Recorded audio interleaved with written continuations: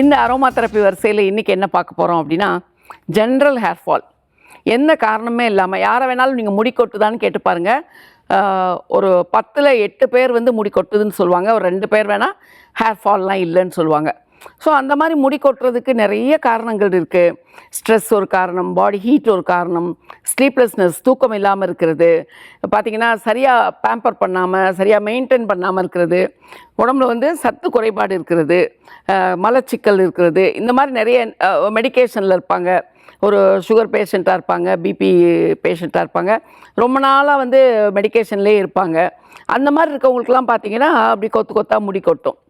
சிலருக்கு காரணமே இல்லாமல் முடி கொட்டும், ஷெட்டிங் பீரியட்லேயும் முடி கொட்டும். ஸ்கூல் ஸ்டூடெண்ட்ஸு, காலேஜ் கோயர்ஸ்லாம் பார்த்திங்கன்னா அந்த மாதிரி ஒரு தலைமுடி அவுத்தாலே முடி கொட்டுது அப்படிங்கிற மாதிரி ஃபீல் பண்ணுவாங்க. ஸோ ஜென்ரலாக ஒரு ஹேர் ஃபாலை வந்து எப்படி அரெஸ்ட் பண்ணலாம் அப்படிங்கிறத ஒரு சின்ன டிப்பில் சொல்கிறேன். அதுக்கு முன்னாடி ஒரு விஷயம் நான் இன்றைக்கி ஒருத்தவங்க என்கிட்ட கேட்டாங்க. அதாவது தலைக்கு குளிக்கவே எனக்கு பயமாக இருக்குது, முடி கொட்டுமோன்னு பயமாக இருக்குது அப்படின்னு. நான் ஒன்றே ஒன்று சொல்கிறேன், எடுத்துக்கோங்க. இப்போ நீங்கள் வந்து சிலருக்கு ஈஸியாக முடி வந்து சிக்கு விழுந்துடும், டேங்கிள் ஆகிடும். பார்த்திங்கன்னா நல்ல சிக்கெல்லாம் வாரி தான் தலை பின்னிட்டு போயிடுப்பாங்க. அவங்க திரும்ப வீட்டுக்கு வர்றப்போ, அவங்க ஒர்க்கெலாம் முடிச்சு வரப்போ பார்த்திங்கன்னா முடி ஒன்றோட ஒன்று ஒட்டிடும். ஒட்டி பார்த்திங்கன்னா ஃபுல்லாக டேங்கிள்ஸ், ஃபுல்லாக சிக்கோடு இருக்கும்.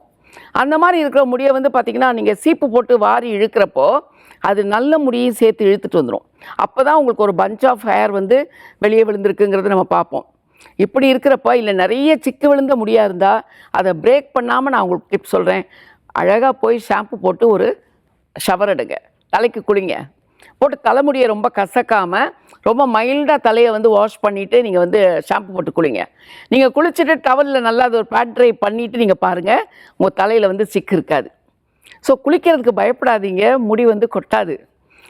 ரொம்ப சிக்கு பிடிச்ச முடிக்கோ பார்த்தீங்கன்னா நீங்கள் வந்து தலைக்கு குளிச்சிங்கன்னா அது வந்து சரியாயிடும். ஓகே, இப்போ வந்து அரோமா தெரப்பியில் உங்களுக்கு என்ன வேணும்னா, எனக்கு 2 ஆயில் தான்.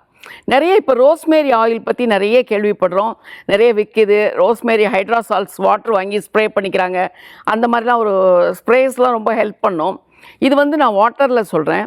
பொதுவாக தலைக்கு முடி அப்படிங்கிறப்போ நீங்கள் வந்து தேங்காய் எண்ணெய் எடுக்கிறத விட ஆலிவ் ஆயில் எடுத்துக்கிறது நல்லது. தேங்காய் எண்ணெய் யாருக்கு ஒத்து வராது அப்படின்னு பார்த்தீங்கன்னா, நிறைய டேண்ட்ரஃப் இருக்கிறவங்களுக்கு, ஃபங்கஸ், சோரியாசிஸ் அந்த மாதிரி இருக்கவங்களுக்கு தேங்காய் எண்ணெய் வந்து அதை அக்ரவேட் பண்ணும். ஸோ அதனால் நீங்கள் என்ன பண்ணலாம் அப்படின்னா, ஆலிவ் ஆயில் எடுத்துக்கோங்க, எனி ஆலிவ் ஆயில் எடுத்துக்கோங்க. அதில் என்ன பண்ணுங்கள், உங்களுக்கு பே லீஃப்னு சொல்லி பிரிஞ்சி இலைன்னு சொல்லுவோம். அந்த பிரிஞ்சி இலை ட்ரையாக இருக்கு இல்லையா, அது நல்லா ஒரு கைப்பிடி, ஒரு 100 மில்லி ஆயில் எடுத்துக்கிறீங்கன்னா ஒரு கைப்பிடி வந்து அந்த பே லீஃப் எடுத்துக்கோங்க, பிரிஞ்சி இலை. அந்த பிரிஞ்சி இலையை வந்து மிக்சியில் போட்டு சும்மா ஒரு விப் பண்ணிக்கோங்க, ஒரு லேசாக அடிச்சுக்கோங்க. அடிச்சுக்கிட்டிங்கன்னா அது வந்து அப்படி பவுட்ரு மாதிரி ஆகிடும். சின்ன சின்ன இலையாக இருந்தாலும் பரவாயில்ல, பவுட்ரு மாதிரி ஆகும், முழுசாக போடுறத விட. அந்த மாதிரி அடிச்சுட்டு அதை வந்து அந்த 100 ml ஆயிலில் ஒரு கைப்பிடி நீங்கள் அரைச்சிங்கன்னா அது கொஞ்சம் தான், ஒரு 1 or 1.5 டீஸ்பூன் தான் உங்களுக்கு அந்த பவுடர் கிடைக்கும். அதை வந்து அந்த ஆயிலில் போட்டுக்கோங்க.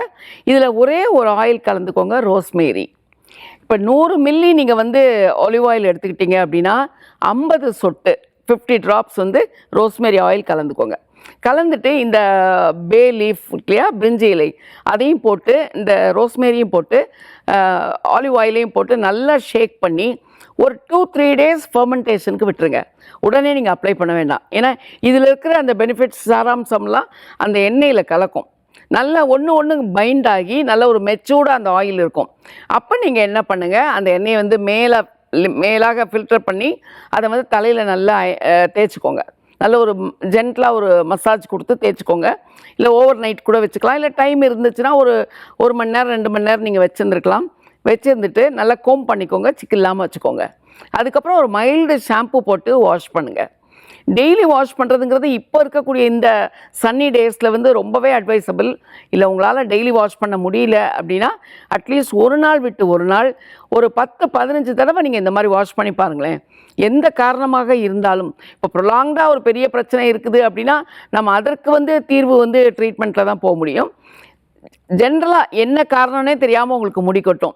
அந்த மாதிரி இருக்கப்போ நீங்கள் என்ன பண்ணுங்கள், இதை நீங்கள் அப்ளை பண்ணிவிட்டு ஒரு மணி நேரம் 1.5 மணி நேரம் வச்சுருந்துட்டு வாஷ் பண்ணி பாருங்கள். கண்டிப்பாக முடி கொட்டுறது வந்து ஒரு தடவை நீங்கள் குளிக்கிறப்போவே முடி வந்து கொட்டுறது குறைஞ்சு ஒரு ஸ்டேஜில் வந்து முடி கொட்டுறது நின்றும்.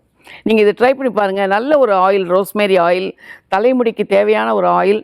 நீங்கள் ட்ரை பண்ணி பாருங்கள். நன்றி, வணக்கம். Healthy living.